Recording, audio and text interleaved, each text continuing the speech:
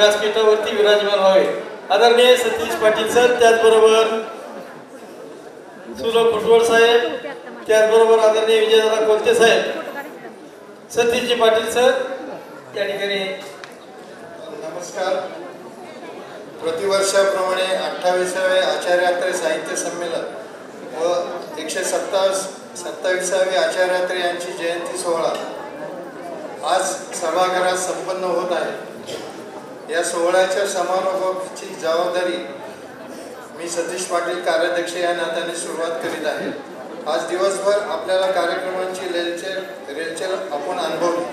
साहित्य संमेलनाचा समारोप ज्येष्ठ साहित्यिक व शिक्षण तज्ज्ञ नम जोशी सर व सुलभ फुटवळ यांचे अध्यक्षतेखाली उपस्थित संपन्न होत आहे। समारोपाच्या कार्यक्रमात सर्वांचे स्वागत।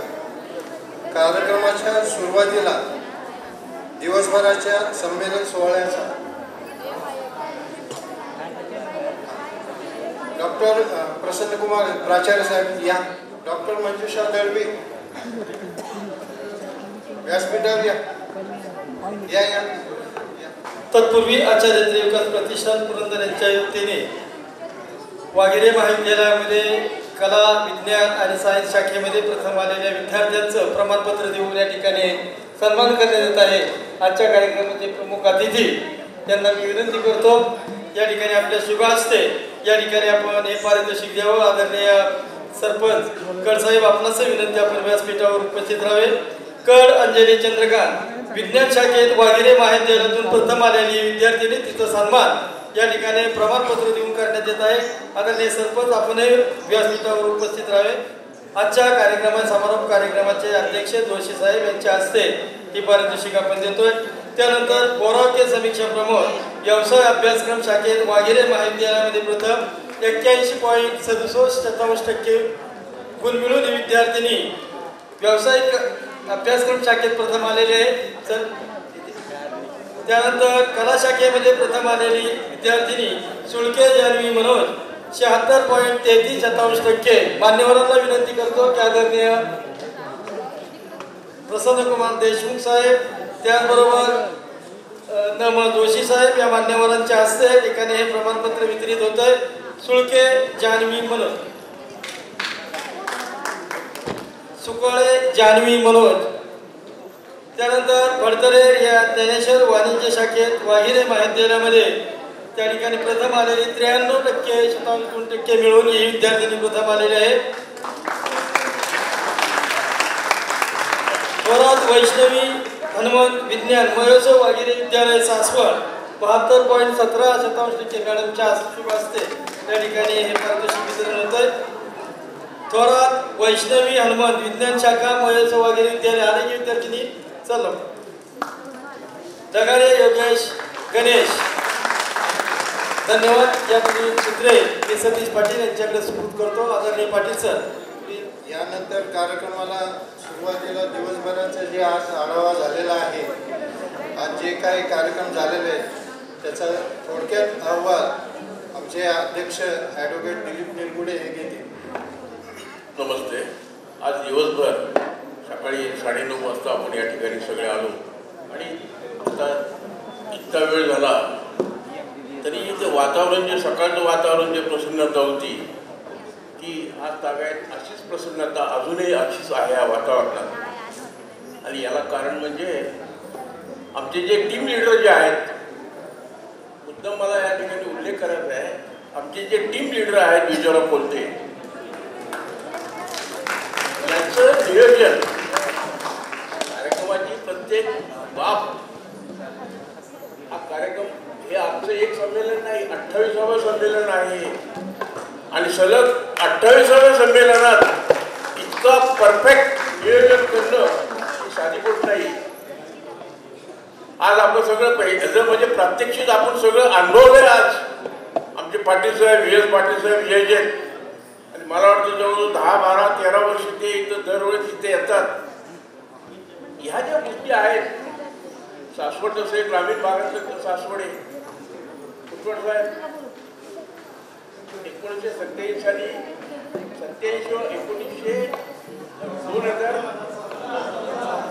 2014 मध्ये व अखिल भारतीय मराठी साहित्य संमेलन या भूमीवर भरवलं.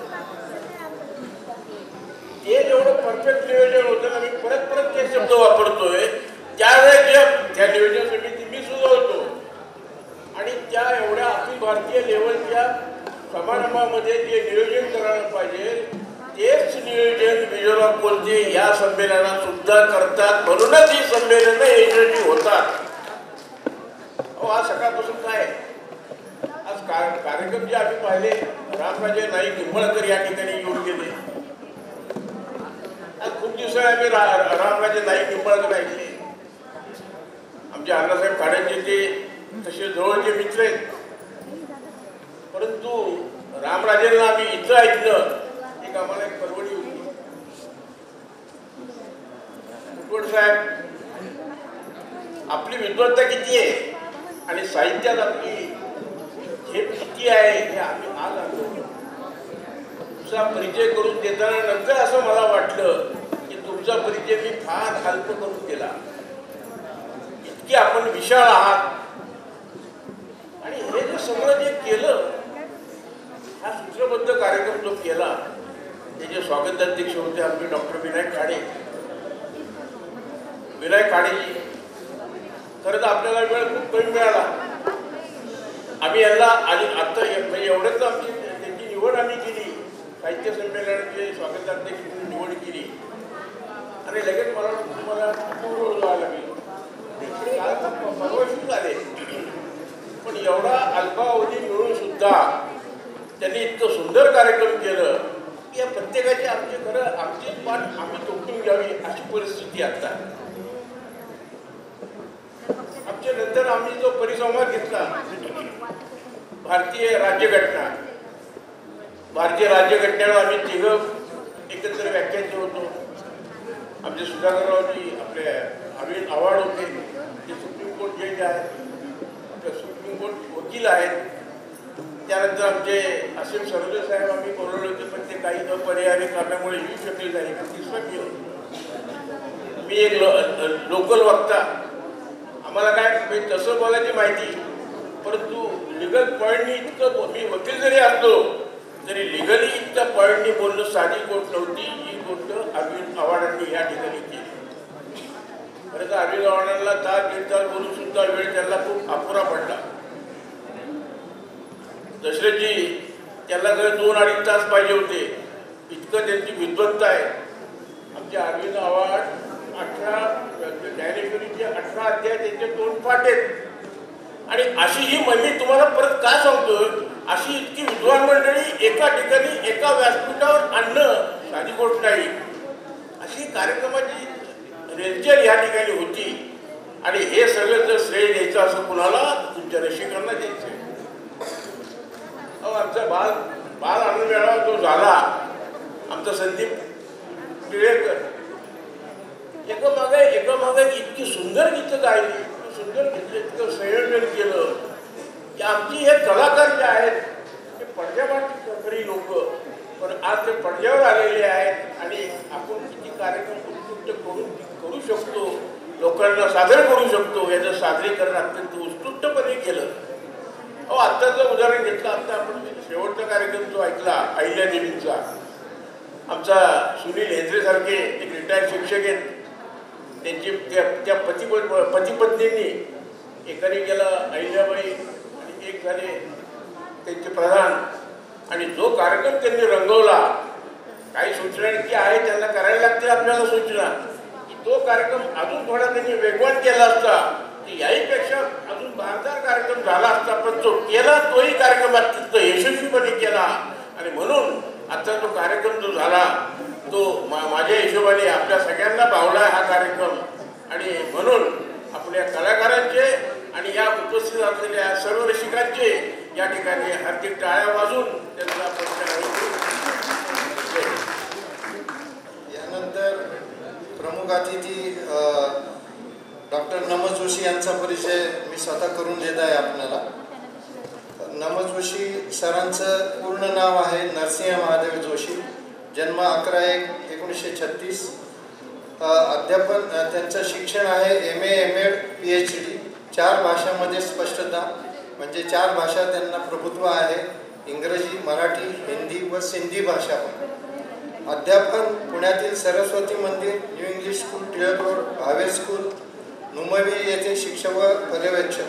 प्राध्यापक म्हणून टिळक शिक्षण महाविद्यालय पुणे. संस्थात्मक कार्य 1976 ते 1982. कार्यकारिणी सदस्य व कार्यवाह महाराष्ट्र साहित्य परिषद टिळक रोड. कोषाध्यक्ष अखिल भारतीय साहित्य महामंडळ. आजीव सदस्य सल्लागार म्हणून अनेक संस्थांवर कार्य. प्रामुख्याने साहित्य परिषद, शिक्षण प्रसारक मंडळी, अखिल भारतीय नाट्य परिषद, गांधीयन थॉट या दिल्लीच्या संस्थेवर कार्य. बालभारती, बालचित्रवाणी, राज्य शैक्षणिक संशोधन व प्रशिक्षण नवी दिल्ली व पुणे इथे सल्लागार व प्रशिक्षक. साहित्य त्यांचे आहे कादंबरी, मोहनदास करमचंद, बरोबर सर. चरित्र त्यांनी बाबासाहेब आंबेडकर, महर्षी कर्वे, लाल बहादूर शास्त्री, यशवंतराव चव्हाण. हे यशवंतराव चव्हाणांचं चरित्र त्यांनी 3 भाषेमध्ये लिहिलेलं आहे. आणि अनेक बोधकथा, बखर, बालकथा त्यांनी लिहिलेल्या आहेत. शैक्षणिक लेख, वैचारिक लेख, एकांकिका, स्फुट लेखन इत्यादी 70 पुस्तके प्रकाशित आहेत. 75हून अधिक पुस्तकांना प्रस्तावना आहे. व्याख्याने देश परदेशात सर्वत्र मराठी, हिंदी, इंग्रजी व सिंधी भाषांमध्ये आहेत. पुरस्कार त्यांना महाराष्ट्र शासनाचा 3 वेळा उत्कृष्ट वाङ्मय निर्मिती पुरस्कार 1965, 1988, 2002 व इतर अनेक उच्च पुरस्कार. त्यामध्ये cow's milk better next to mother's milk, बरोबर सर, हा राष्ट्रपती पुरस्कार मिळालेला आहे. सावित्रीबाई फुले पुणे विद्यापीठ, महाराष्ट्र साहित्य परिषद पुणे यांचा जीवनगौरव पुरस्कार मिळालेला आहे. भारतरत्न लालकृष्ण अडवाणी यांच्या जीवनचरित्रावर पुस्तकांचे प्रकाशन पंतप्रधान नरेंद्र मोदी यांच्या हस्ते 2024 मध्ये सरांचा फोटो आपल्या सगळ्यांना मी आपल्या व्हॉट्सअप ग्रुपवर पाठवलेला आहे. नरेंद्र मोदी SP कॉलेजमध्ये त्यांचा सत्कार हे केलेला आहे. अशा या थोर साहित्यिकाचे विचार या साहित्य संमेलनात मिळणार आहेत. आपण त्यांचा यथोचित गौरव करीत आहोत. सर, स्वागताध्यक्ष विनायक खाडे ते सरांचा सत्कार करतील.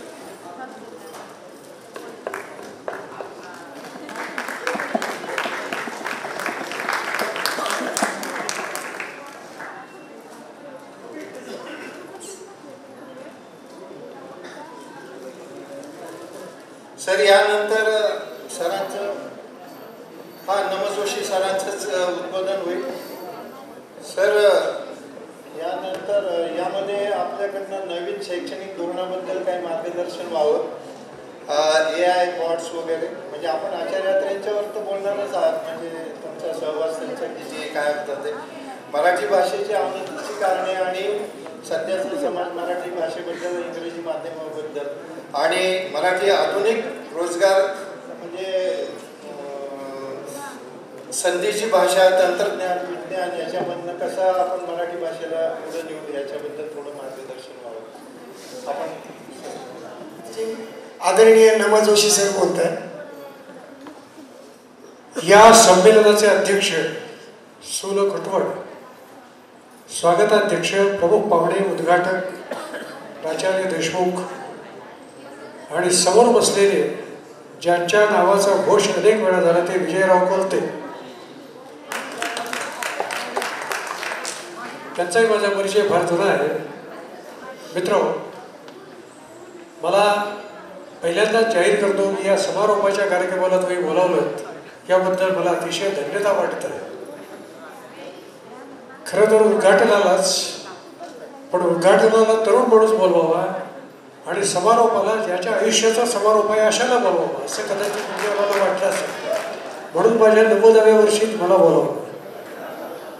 पण समारोपाचा असलं तरी बातम्या आमच्या द्या तुम्ही, नाहीतर फक्त उद्घाटनाच्या बातम्या येतात. कारण आज मी तुम्हाला माहीत नसलेल्या आचार्यात्र्यांच्या सुंदर आठवणी सांगणार आहे. पहिल्यांदा जाहीर करून टाकतो, मी असा वक्ता आहे की जो थांबण्याच्या टाळ्या घेत नाही, आवडल्याच्या टाळ्या घेतो. त्यामुळं मला 25 मिनटं दिलेली आहेत, बरोबर 25 मिनटात मी थांबणार. पण पाटील साहेबांनी अपेक्षा व्यक्त केली आहे 3-4 जवळजवळ त्यांनी विषय मला दिले, तर तेवढं काही शक्य नाही. त्यामुळं अत्र्यांच्यावर बोलतो आणि समारोपात थोडक्या वाक्यामध्ये शैक्षणिक धोरणाबद्दलही बोलतो, कारण तो माझा विषय आहे आयुष्याचा. मित्रहो, सासवड या नगरीविषयी माझं फार भावनिक नातं आहे, ते शेवटी सांगेन. मी अनेक वेळा इथं आलो आहे. आमचे मित्र खबू शिंदे यांचं संमेलन ज्यावेळी तुम्ही घेतलं होतं त्याही वेळी मी आलेलो होतोच आणि त्याच्यापूर्वीही अनेक वेळा आलेलो आहे. पण आज या समारोह प्रसंगी येताना या सर्व माझ्या भेटींवर मी कळस चढवला, तुम्ही चढवलात, याबद्दल आनंद व्यक्त करतो. 1954 साली सातारा जिल्ह्यातल्या पाटण तालुक्यातनं गांधीवनामध्ये घर जळल्यामुळे घर सगळं बाहेर पडलेला एक तरुण मनुष्य पुण्यामध्ये आला आणि SSC पास झाला आणि पुढे पोट भरण्यासाठी, शिक्षक होण्यासाठी त्यावेळी STC या नावाची पदवी असेल, सेकंडरी टीचर सर्टिफिकेट. आणि आत्ता पुण्याला new English School Tilak road जिथं आहे महाराष्ट्र साहित्य परिषदेच्या समोर 54 साली ती नवी बिल्डिंग पहिल्यांदा झाली. पहिल्यांदा ती नानावाड्यात होती. त्याचं उद्घाटन राष्ट्रपती डॉक्टर राधाकृष्णन यांनी केलं. त्या STC वर्गात हा मुलगा दाखल झाला शिक्षक होण्यासाठी. त्या शाळेमध्ये न्यू इंग्लिश स्कूलमध्ये आचार्य अत्रे यांचे धाकटे बंधू यशवंत केशव अत्रे हे शिक्षक होते. या STC वर्गाचं स्नेहसंमेलन झालं आणि YK अत्रे हे नाट्य विभाग प्रमुख होते. त्यांनी आचार्य अत्र्यांचंच लग्नाची वेळी हे नाटक बसवायचं ठरवलं. त्यावेळी स्त्रिया म्हणजे पुरुषांच्या बरोबर नाटकात कामं करत नसत, म्हणून त्यातल्या पुरुषांनी स्त्रियांची कामं केली होती. आणि लग्नाची वेळी या नाटकातलं एक सुंदर नखरेल पात्र जे रश्मी,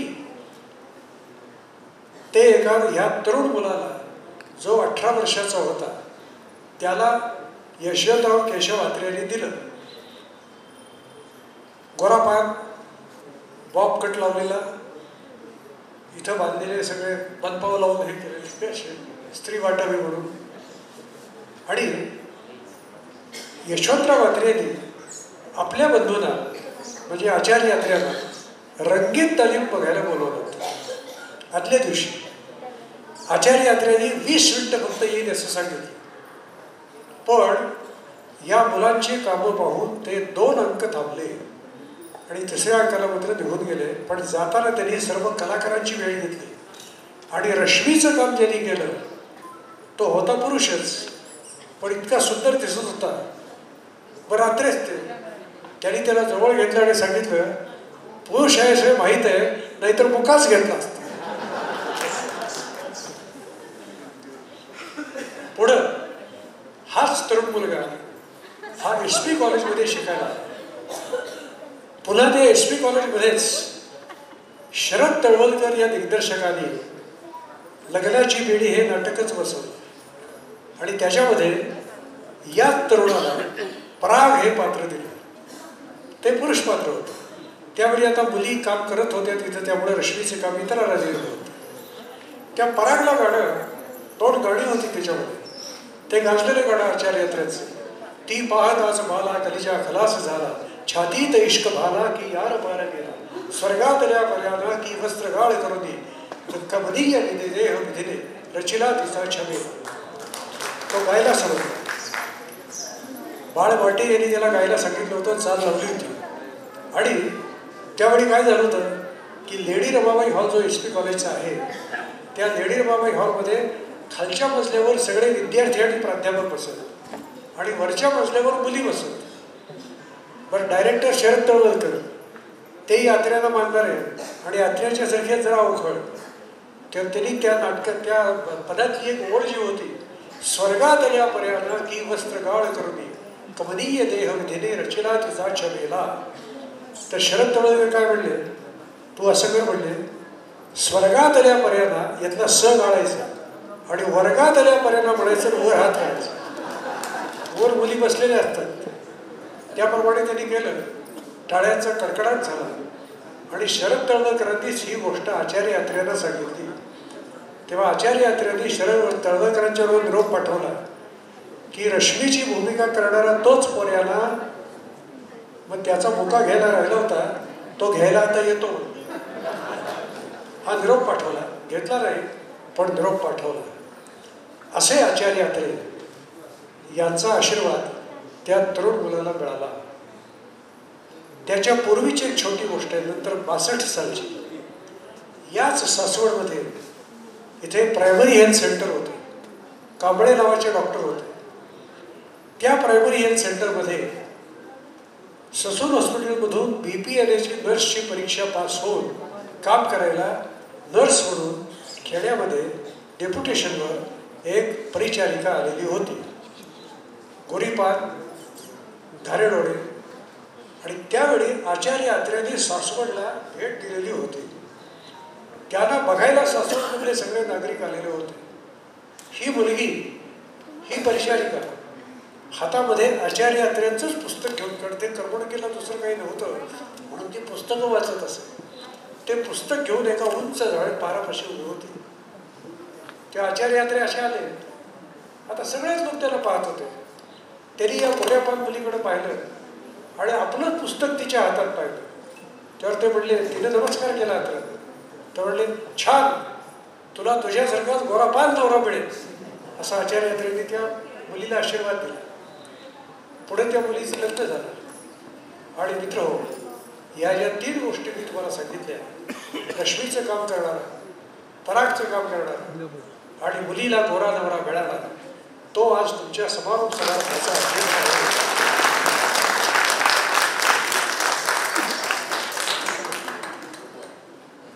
त्याच्या पुढे सुद्धा आचार्य अत्र्यांच्या 2 माझ्याकडे आठवडी आहेत, पण त्या जरा सांगण्यासारख्या नाही आहेत म्हणून सांगितलं.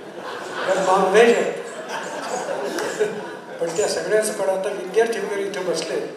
पण एक त्यांची म्हणजे आचार्य अत्रे मुद्दाम थोडंसं विश्लेषण करतो त्यांच्या विरोधाचं.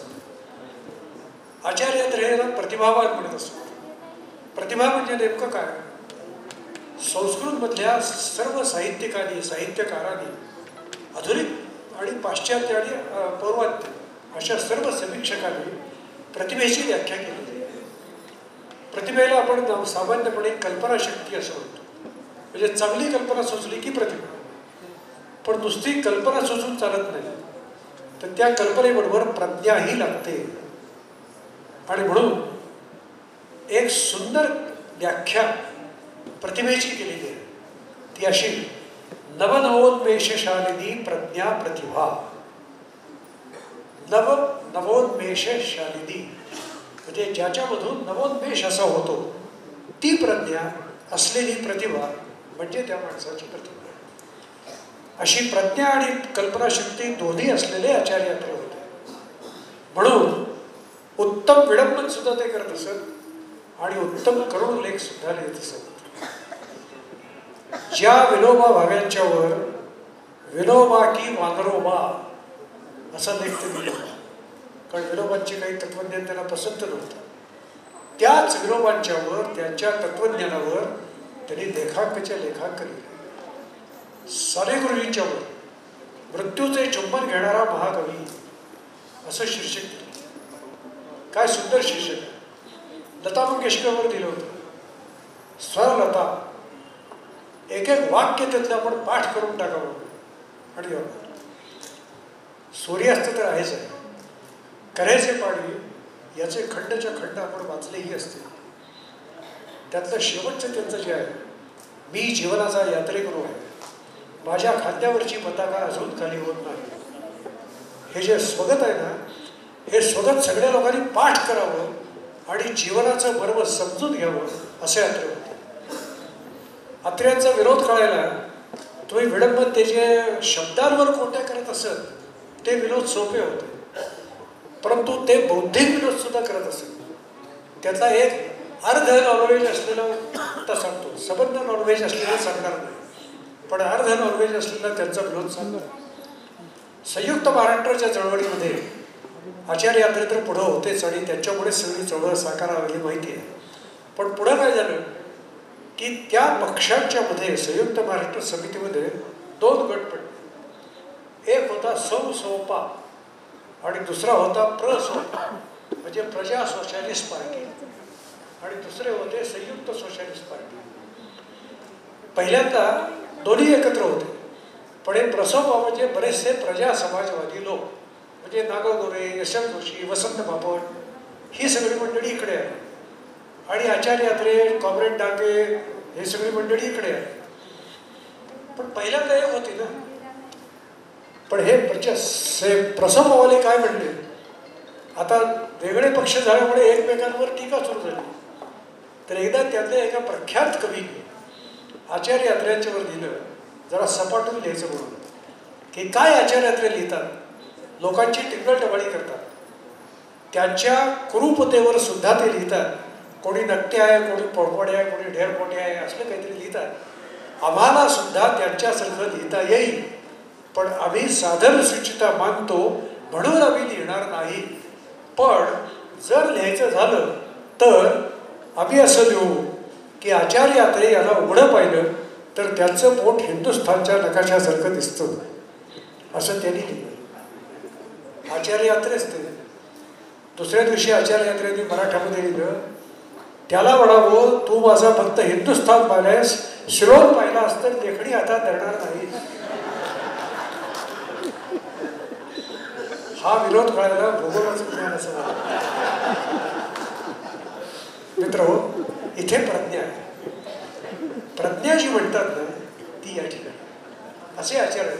पण बाकीचे त्यांचे विनोद तर काय, मी स्वतः लेडी रमाबाई हॉलमध्ये त्यांच्या जेवढे मारामारी झाली, त्यांच्यावर हल्ला झाला, त्यावेळी मी तिथं विद्यार्थी म्हणून उपस्थित होतो. आणि त्यानंतर अनेक सभा त्यांनी गाजवल्या. त्यांचे अनेक विनोद तुम्हाला माहितीच आहे. ते उठल्यानंतर कोणी उभे राहिले कीच पहिल्यांदा लोक हसायला सुरुवात केली. म्हणजे बोलायचं कारणच ते. आचार्य यात्रे उभे राहिले की लोकांचा खळखळाट सुरू. तर त्यांनी सभेत एकदा सुरुवात केली, सब ते ग्रस्त हो. तो एक सावट मनुष्य तिकडनं म्हणला ओ, तर ते म्हणले तुम्ही सोडून. घातला त्याला काळात. एकदा आचार्य यात्रेने खिशात हात घातले होते. ते लोक म्हणले खिशात हात काढा. ते म्हणजे हात खिशात आहेत पण हातात काही नाही. त्यातला विरोध तुम्हाला आता कळला असेल. असे आचार्य यात्रे हे मी कसा झालो हे करेच्या पाण्याच्या बरोबरीने त्यांचं एक आत्मवृत्तात्मक पुस्तक आहे. त्याच्यात त्यांनी मी जे नवनवोद पेशे झालेली प्रज्ञा प्रतिभा असं म्हटलं. मी शिक्षक कसा झालो, मी चित्रपटकार कसा झालो, मी नाटककार कसा झालो, मी कवी कसा झालो, हे सगळं त्यांनी एकेका प्रकरणात लिहिलेलं आहे. आणि मला नाही वाटत की आचार्य यात्रेच्या सारखा साहित्य इतका परिपूर्ण अंगाने, इतक्या पैलूनी परिपूर्ण असलेला मराठी साहित्यात दुसरा झाला नाही.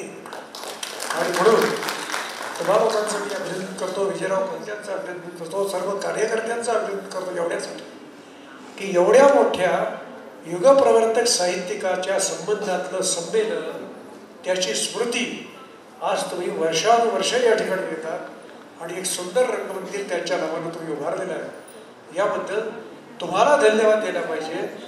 आत्मा नावाची गोष्ट असलीच तर आचार्य यात्रे तुम्हाला सर्वांना त्यातून आतून वरून आशीर्वाद देत असतील या ठिकाणी. म्हणून मित्र, मला जी धन्यता वाटते ती यासाठी वाटते. आता थोडंसं यांनी जी अपेक्षा व्यक्त केली शिक्षण आणि याच्या संबंधी. मित्र, काळ फार बदलला. मंगेश पाडगावकरांनी 50 वर्षापूर्वीच एका कवितेत सांगून ठेवलं, अहो जग पुढे गेले. काय लिहिलंय तरी ते जरी 50 वर्षापूर्वी लिहिलं असलं तरी त्यातला आशय आजही खरा आहे हे तुमच्या लक्षात येईल. पाडगावकर असं म्हणतात, घराघरात घुमले जेव्हा तुक्याचे अभंग, निजलेल्या मनातला प्रकटला पांडुरंग. अमृताते पैजा जिंकी अशी ज्ञानेशाची ओवी, होती आडीत मनाला नवी अमृत पाला. आता सारे बदलले, आता सारे बदलले, अहो जग पुढे गेले. विसरा तो जुना घोष रुक्वाई बरा बापा, आता ओठा ओठावरती लारी लप्पा लारी लप्पा. लारी लप्पा हे वेगळे चित्रपटात गाजलेलं गाणं होतं. श्रीरामचंद्रचं संगीत होतं. तुम्ही लोक हसला नाहीत, म्हणजे तुम्हाला ते गाणंही माहिती नाही, म्हणजे ते गाणं आता मागं पडलंय. आता जर पाडगावकरांना ते गाणं तिथं घालायचं असतं तर कोणचं घातलं असतं? झेक झेक झेकाट. हसलात तुम्ही. म्हणजे सिनेमातली गाणी सुद्धा मागं पडली. असा सांस्कृतिक घसरणीचा काळ या ठिकाणी आहे, हे या कवितेच्या आधारानं मी तुम्हाला सांगतोय. पण काही प्रकाशाची भेट अशी आहे की जी या सांस्कृतिक घसरणीला थांबवून ठेवतात. आणि मला असं वाटतं की आजचा हा कार्यक्रम हा प्रकाशाचा भेट असल्यासारखाच आहे. आणि ही सांस्कृतिक घसरण ते थांबवून ठेवता आली, याबद्दल मी तुम्हाला धन्यवाद देतो. शिक्षणाबद्दल बोलायचं झालं तर मी तर आता 70 वर्ष याच्यामध्ये आहे. मी स्वतः धूळपाटीतनं शिकलेलो आहे. माझ्या खेड्यामध्ये पाटीसुद्धा नव्हती. आता पोराला 500-500 रुपयाची दप्तर आहेत, त्याच्यामध्ये निरनिराळ्या प्रकारची पुस्तकं आहेत आणि त्यांच्या पाठीवरचं जे ओझं आहे ते त्यांच्या स्वतःच्या ओझ्यापेक्षा जास्त असतं. ही सध्याच्या शिक्षण कार्याची स्थिती आहे. आपल्याकडं शिक्षणामध्ये एकंदर 4 प्रकार आहेत. एक तर शिक्षण संस्था, संस्था चालक, पालक आणि शिक्षणाचं धोरण ठरवणारं शासन, म्हणजे विधिमंडळ किंवा संसद. तिथं पहिल्यांदा ते ठरतं की आमचं धोरण काय असावं. त्यानंतर मग शिक्षण संस्था ते धोरण राबवतात. पालक मंडळी त्याला सहाय्य करतात आणि ज्यावर प्रयोग करायचा तो विद्यार्थी. विनोबा भावे हे उत्कृष्ट शिक्षण तज्ञ होते. आपण त्याला संत विनोबा भावे म्हणून म्हणतो, पण ते भाषाप्रभू होते. 13 भाषा त्यांना येत असत. पण उत्कृष्ट प्रकारचं शिक्षण विचार विनोबांनी त्यावेळी सांगितलेले आहेत. विनोबांनी काय सांगितलं तर माहिती आहे का? त्यांनी उदाहरण दिलं आणि सामान्य माणसाला पटणारं उदाहरण. ते म्हणाले की शिक्षक विद्यार्थ्यांना शब्दार्थ शिकवतात. समजा हॉर्स म्हणजे घोडा किंवा अश्व म्हणजे घोडा लिहून देतात. पोरंही पाठ करतात, पेपरामध्ये लिहितात, 100% मार्क मिळतात. पण इथं म्हणजे तुम्ही काय शिकवलं त्यांना आणि मुलं काय शिकले तर एका भाषेतला दुसऱ्या भाषेत प्रतिशब्द काय आहे हे शिकले. त्या घोड्याची संकल्पना शिकले नाही, त्या कन्सेप्ट शिकली पाहिजे. संज्ञा नाही, संज्ञानंतर कन्सेप्ट आली. कारण नुसता शब्दार्थ पाठ केले तर घोड्याला गाढव सुद्धा म्हणतील लोक आणि गाढवाला घोडा म्हणतील, असं विनोबांनी सांगितलेलं आहे. आणि तेच आजच्या शिक्षणामध्ये आहे. बेकॉननी जी शिक्षण पद्धती सुरू केली त्या शिक्षण पद्धतीत पाठांतरावर आणि पोपटपंचीवर भर दिला. आणि त्यातून आज आता माझ्या काळात मी ज्यावेळी SSC झालो 52 साली, त्यावेळी माझ्या वर्गातला माय ओम या नावाचा विद्यार्थी माझा मित्र हा SSC बोर्डात पहिला आला होता.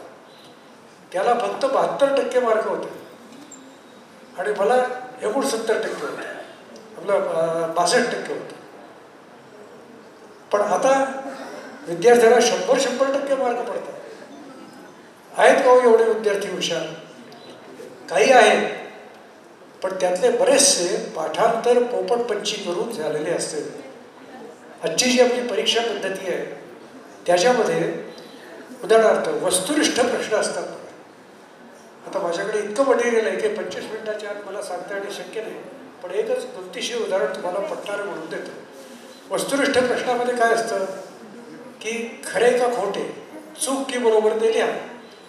हुशार विद्यार्थी काय करतो की सगळ्यावरच चूक चूक चूक म्हणून लिहून टाकतो किंवा सगळ्यावरच बरोबर बरोबर म्हणून लिहून टाकतो. पण त्यातले जे बरोबर आहेत त्याच्यावर बरोबरची खोड असली तर त्याला बरोबरचे मार्क मिळतात. पण ते जे मार्क त्याला मिळतात ते त्याला ज्ञान असतं म्हणून नाही मिळलं, त्यांनी चालूगिरी केलेली असते म्हणून मिळत असतं. म्हणजे तो जो मुद्दा बरोबर आहे असं त्याला वाटलेलं असतं म्हणून लिहिलेलं असतं. आणि हे तुम्हाला पटण्यासाठी एक दुसरं उदाहरण देतो. जे स्टेपला मार्क द्यायची अशी सध्याच्या परीक्षा पद्धतीमध्ये आहे की पहिली स्टेप बरोबर आहे ना द्या पहिला मार्क, दुसरी स्टेप बरोबर आहे ना द्या दुसरा मार्क. आपण मूळ त्याचं काहीतरी असलं पाहिजे ना. त्याचं एक उदाहरण आहे, आपल्या व्यवहारातलं म्हणून देतो. आपले बघण्याचे कार्यक्रम असतात, चहा येतो तर मुलगी चहा करून आणते. मुलीला आईने शिकवलेलं असतं चहा कसा करायचा. पहिली स्टेप पातेले घ्यायचे, दुसरी स्टेप त्याच्यात पाणी घालायचं, तिसरी स्टेप ते विस्तवावर ठेवायचं, चौथी स्टेप त्याच्यामध्ये साखर घालायची, पाचवी स्टेप ते उकळायचं, सहावी स्टेप त्याच्यामध्ये चहा घालायचा, सातवी स्टेप त्याच्यावर झाकण ठेवायचं, आठवी स्टेप ते घालायचं, व त्याच्यामध्ये दूध घालायचं आणि चहा सर्व करायचं. अशा 10 स्टेप.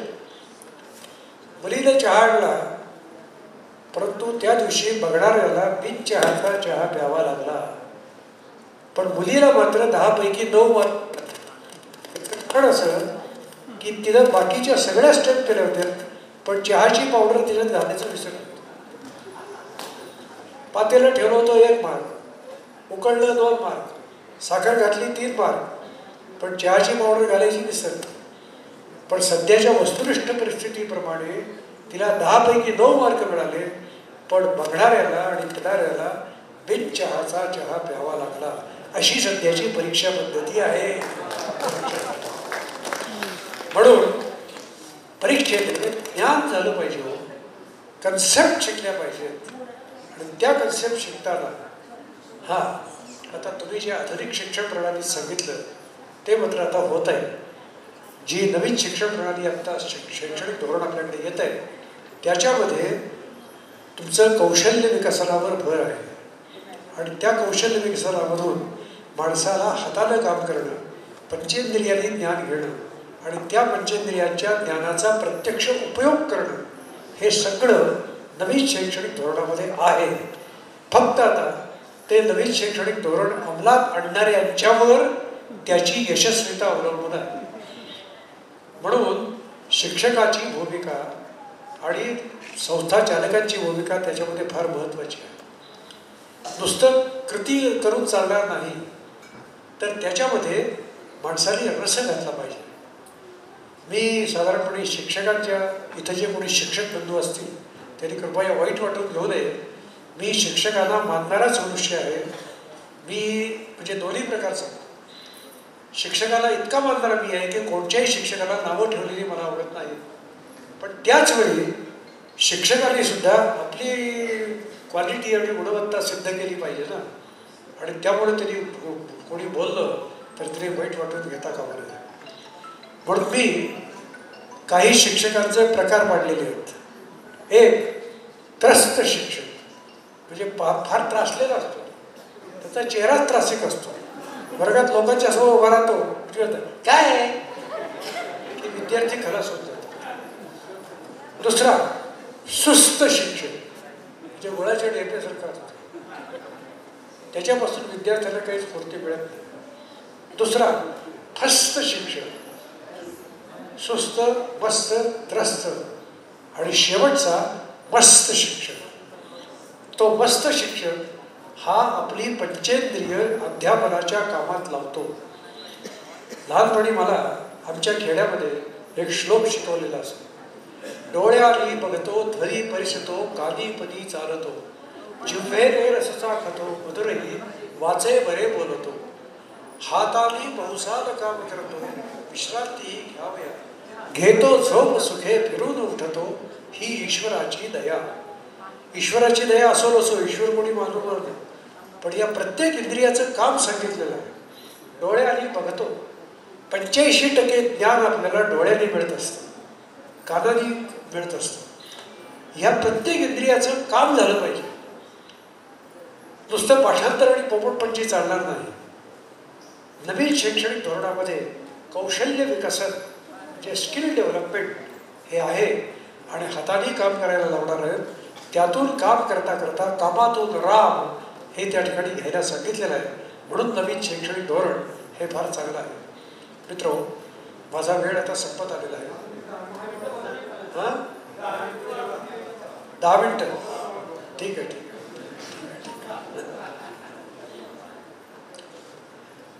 तर या सगळ्या याच्यामध्ये आचार्य अत्रे हे उत्तम शिक्षक होते. आचार्य अत्रेंनी हत्ती आणि 7 आंधळे या नावाचा एक धडा, तो जो आपल्याला प्रख्यात माहिती आहे, तो त्यांचा आदर्श पाठ म्हणून त्यावेळी घेतलेला होता. आणि त्यांनी त्याच्यामध्ये प्रत्यक्ष त्या ठिकाणी चित्र दाखवून आणि हत्ती आणि 7 आंधळे याचा प्रात्यक्षिकासह विद्यार्थ्याला शिकवलं होतं.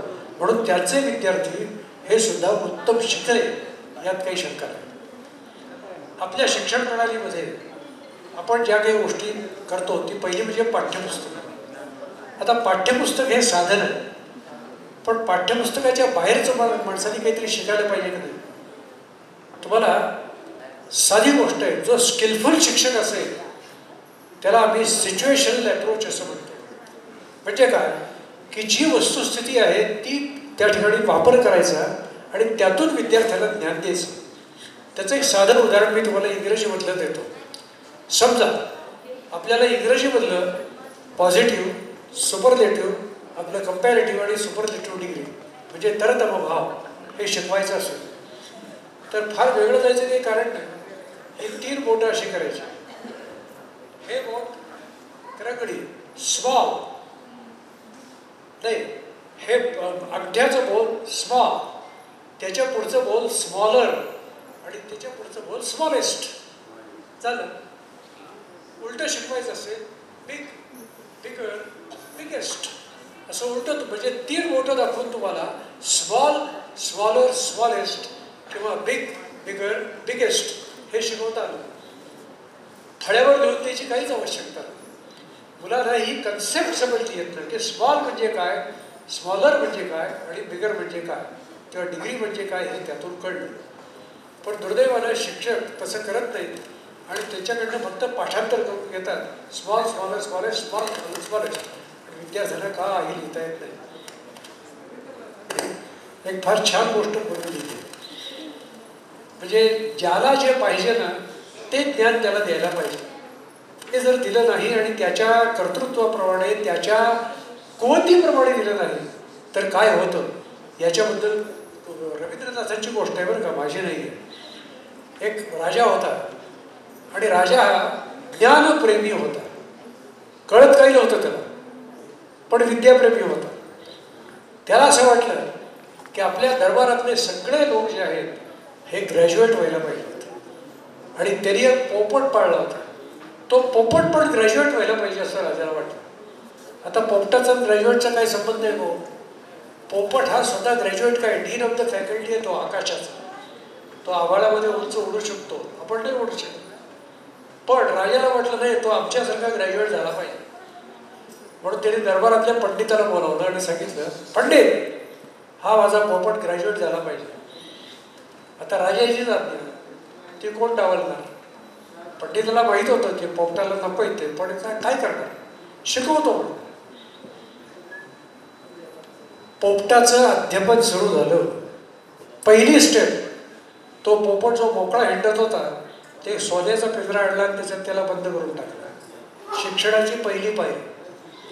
शिक्षणाची दुसरी पायरी, तो पोपट जे डाळिंबाचे दाणे खात होता, पेरू खात होता, मिळेल ते खात होता, ते बंद केलं आणि पिंजऱ्याच्या शेजारी मोठी मोठी ज्ञानाची पुस्तकं आणून ठेवली आणि त्याचं एक एक पान फाडून तो त्या पोपटाला खायला घालायला. आता पोपटाला दुसरं काहीच खायला मिळत नव्हतं म्हणून तो ती ज्ञानाची पानं खायला लागला. आता ते काही ज्ञान त्याला पचते, ते पचलं नाही, कारण ते पचणारं ज्ञान नव्हतंच त्याला. त्याला डाळिंब पचत होतं, त्याला पेरू पचत होता, पण हे कागदावरचं ज्ञान त्याला पचत नव्हतं. शेवटी ते न पचलेलं ज्ञानमुळे पोपटानं मान खाली टाकली आणि नेमकं ती मान खाली ज्यावेळी त्यानं टाकली त्यावेळी, म्हणजे मान टाकली म्हणजे त्यानं प्राणच सोडला होता. तो टाकत असतानाच राजा भालामध्ये आला. कशासाठी आला? पोपटाचं प्रगती पुस्तक बघायला की पोपट किती शिकला.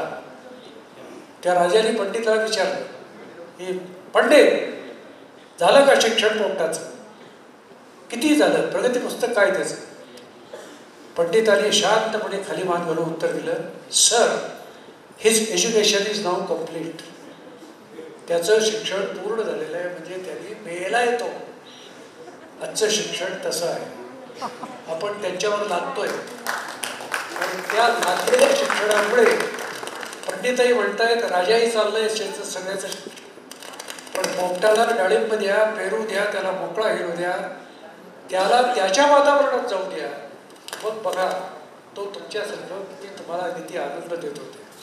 तर असे पोपट आपण जगवले पाहिजेत. त्याला सोन्याचे पिंजरे नको, त्याला मोठी मोठी पाठ्यपुस्तकं नको, पाठीवरची दप्तरांची ओझी नको. त्याला पाहिजे ते जिवंत ज्ञान पाहिजे, ते त्याला देण्याचा प्रयत्न आपण करूया. नवीन शैक्षणिक धोरणात ते आहे. मित्र, या ठिकाणी मी थांबतो आणि शेवट कुसुमाग्रजांच्या एका कवितेने मी या ठिकाणी करतो. पुन्हा एकदा मला इथं बोलावलं याबद्दल धन्यता मानतो. विजयराव बोलते, महाराष्ट्र साहित्य परिषदेचे सर्व पदाधिकारी या ठिकाणी आणि विशेषतः कुटवड या सगळ्यांचे आभार मानतो. त्यालाही धन्य वाटलं असेल या उद्घाटनाला आल्याबद्दल. उद्घाटकांचे आभार मानतो, पदाधिकाऱ्यांचे आभार मानतो आणि कुसुमाग्रजांच्या कवितेने मी शेवट करतो. कुसुमाग्रजांनी स्वतःविषयी असं म्हटलं, जाता जाता गाईन मी आणि गाता गाता जाईन मी, गेल्यावरती कवितेमधल्या शब्दामधुरी राहीन मी, असं कुसुमाग्रज स्वतःविषयी म्हणतात. थोडासा बदल मी करतो. माझं वय 90 आहे. किती दिवस राहिले माहीत नाही. तुमच्या सगळ्यांच्या शुभेच्छाला कदाचित असेल, पण चित्रगुप्ताच्या डायरीत जे लिहिलेलं असेल त्या दिवशी काहीतरी होईल. पण तेव्हासुद्धा मी असं म्हणेन, जाता जाता गाईन मी, गाता गाता जाईन मी, जाता नाही या समारंभाला आणि तुम्हाला सर्वांना स्मरत जाईन मी. धन्यवाद.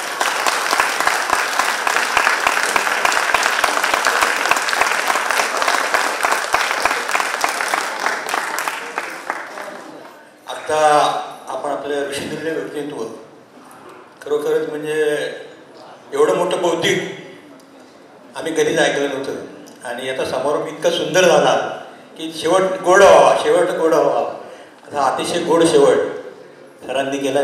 सरांचं प्रबोधन खरं ऐकणं म्हणजे आपलं मन तृप्त झालं. किती ऐकावं किती नाही, तेवढं ज्ञानाचं प्रचंड भांडार त्यांच्याकडे आहे. एवढा मोठा माणूस आज इथं आपल्याला लाभला. खरोखर मी सगळ्या आयोजकांचं, संयोजकांचं आणि सतीशसुद्धा फार अभिनंदन करतो की त्यांनी एवढा मोठा चांगला माणूस आपल्याकडे आणला आणि आपल्याला फार मोठं प्रबोधन दिलं. मी मनस्वी धन्यवाद देतो सर. आपला आभार. खरं तर आता मी दिवसभराचा आढावा घेतला, परंतु आजचा जो शेवट झाला, जो शेवटचा कार्यक्रम जो झाला तो इतका वारदार झाला की दिवसभरातल्या कार्यक्रमाचं शिरपेच्यात जाईल असं हे आमचं सरांचं व्याख्यान होतं. सर, खूप खूप तुमच्याकडून आम्हाला शिकायला मिळालं. धन्यवाद. खरं तर हा कार्यक्रम थांबूच नाही असं वाटत होतं, पण वेळेच्या अभावी आपलं थांबावं लागत आहे. सर यंग डायनॅमिक महागुरू म्हटलं तर चालेल, कारण सर आमचे सासऱ्यांचे गुरु होते. डॉक्टर राव आपले ते आमचे सासरे हो त्यांचे गुरु होते आणि आपलं खरं मार्गदर्शन आम्हाला सर्वांना मिळालं. 127वी आचार्यात्री जयंती आणि 28वे मराठी साहित्य संमेलनाचे समारोहाचे अध्यक्ष म्हणून झालं. याबद्दल मी धन्यवाद मानतो आणि सरांच्या सोबत आलेले सातपुते सर यांचे मी धन्यवाद मानतो. आपले स्वागताध्यक्ष सुलभ कुटवड सर यांचे आभार मानतो आणि आपले उद्घाटन अध्यक्ष आहेत त्यांचे मी आभार मानतो. डॉक्टर विनायक खाडे इथे बसलेले सर्व उपस्थित साहित्य परिषदेचे अध्यक्ष ॲडव्होकेट निरगुडे साहेब यांचा आभार मानतो. मंजुषा दळवी यांचे आभार मानतो. नंतर सतीश पाटील यांचा सर्व बसलेले पत्रकार आहेत, समोर बसलेले सर्व मित्र आहेत, चव्हाण साहेब आहेत, आपले यादव साहेब आहेत, गौरव आहेत, आपल्या संस्थापक अध्यक्ष विजयदादा आहेत, खाडे वकील आहेत, न्यायाधीश सर्वच वकील आहेत, डॉक्टर आहेत, सर्वांचे मी आभार मानतो. इथे बसलेले सर्व प्रेक्षकांचं, गुरुकुल अकॅडमीचे सर्व विद्यार्थी आहेत त्यांचे मी आभार मानतो आणि हा कार्यक्रम संपला असं मी जाहीर करतो. एकच मिनिट फक्त. माझ्या आणि ठाकूर देसाई, सॉरी ठाकूर देसाई यांचे मी पुण्याच्या महाकवी कालिदास प्रतिष्ठानचे अध्यक्ष आणि हे हिंदीचे मोठे नामवंत प्रोफेसर आणि लेखक आहेत. त्यांचा उल्लेख करायचा राहिला होता म्हणून मी आपल्या धन्यवाद. Yes yes. प्रसन्न कुमार देशमुख यांचे मी धन्यवाद मानतो, आभार मानतो. जय हिंद, जय महाराष्ट्र.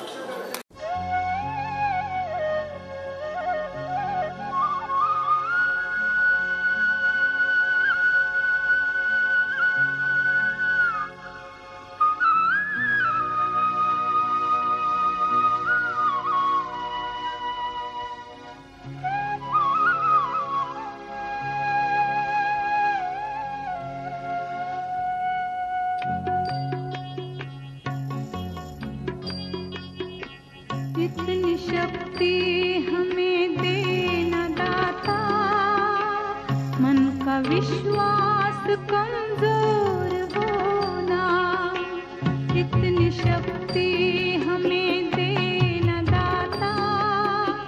मन का विश्वास कमजोर होना, हम चले नेक रास्ते पे हमसे भूल कर भी कोई भूल होना, इतनी शक्ति हमें देना दाता।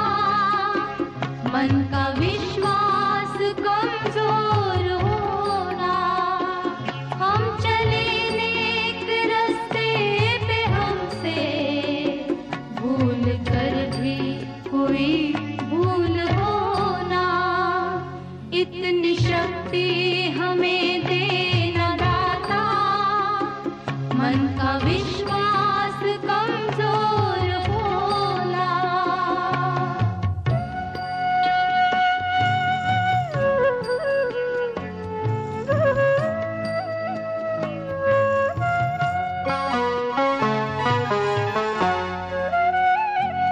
दूर अज्ञान के हों अंधेरे, तू हमें ज्ञान की रोशनी दे।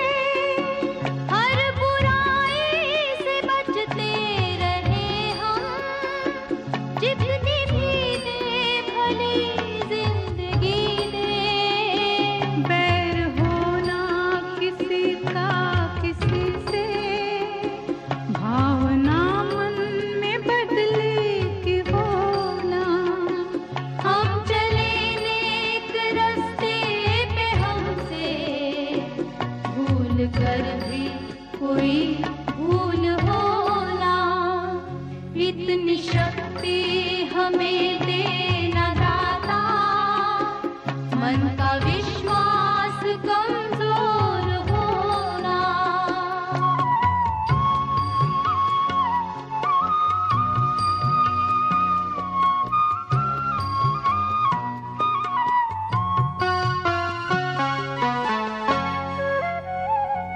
हम न सोचे हमें क्या मिला है, हम ये सोचे किया क्या है अर्पण।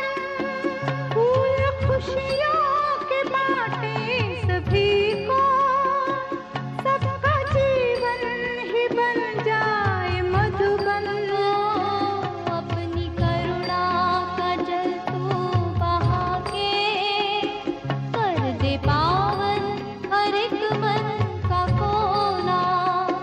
हम चले नेक रास्ते पे हमसे भूल कर भी कोई भूल होना, इतनी शक्ति हमें